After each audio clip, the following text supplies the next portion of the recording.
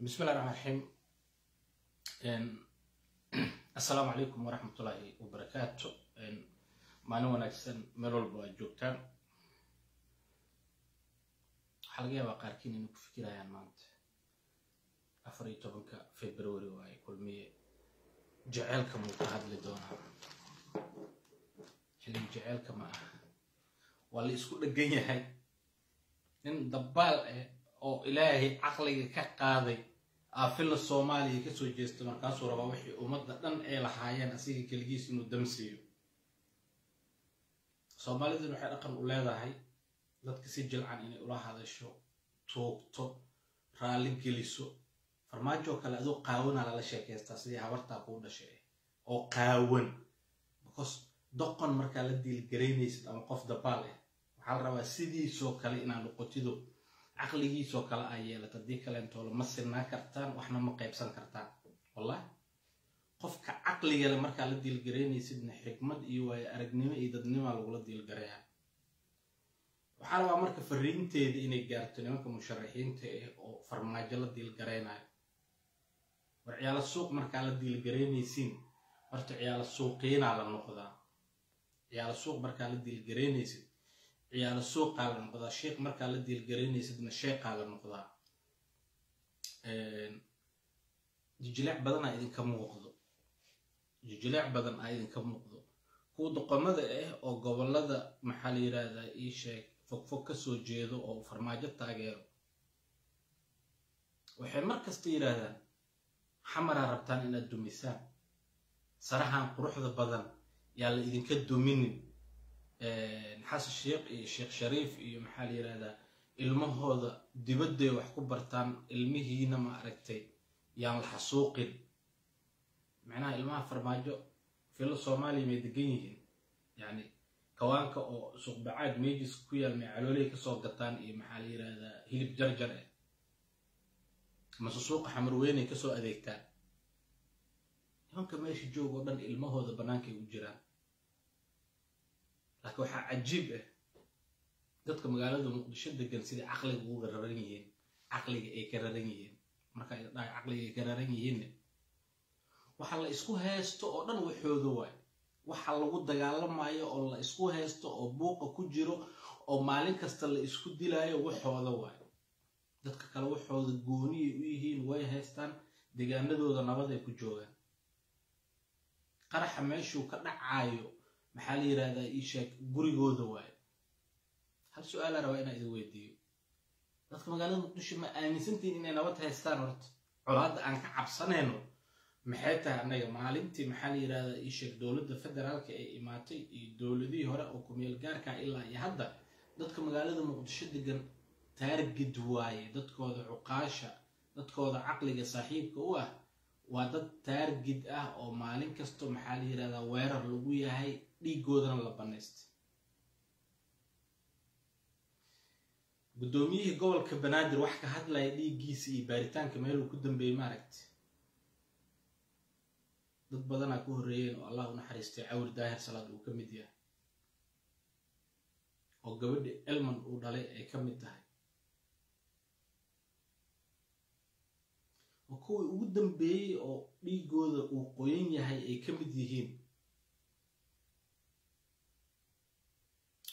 oo badan arkay dhahayaan in maxalli rada nabad iyo nolol dadku u shaqeeyo ay ma aragtay in sifeynayaan oo ku faraxsana maxalli rada weerarkii lagu qaaday in imaamka beesha abgaal wardaraad qabrigi biyihi lagu shubay oo general galaal ma engegin dadkii tacsidooda ka imaaday oo tacsidi ka imaaday dawladda federaalka intay weerartay oo xabadaysay haddana qiil u weysantahay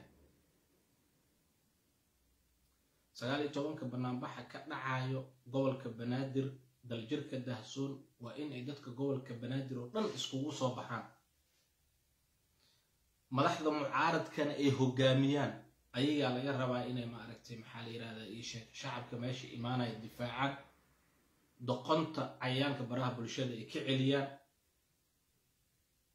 banaanbaxa markuu ka bilowdo daljirka Dahsoon uusan ku ekaanin